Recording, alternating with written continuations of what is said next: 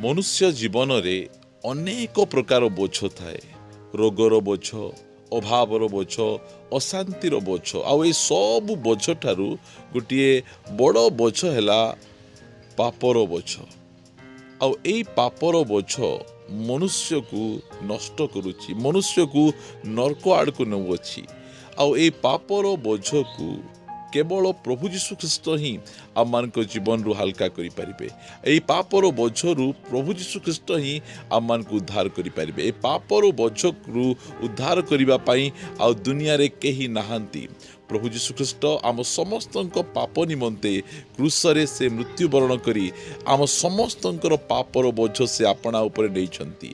जदि आमे पापर बोझरु आमे उद्धार पाइबार अछि, प्रभु यीशु ख्रीष्टंक ठारे आमको विश्वास करिबाक पड़िबो। से ही आम मानकु समस्त पापर बोझरु तांको रक्त आमको उद्धार करिबो।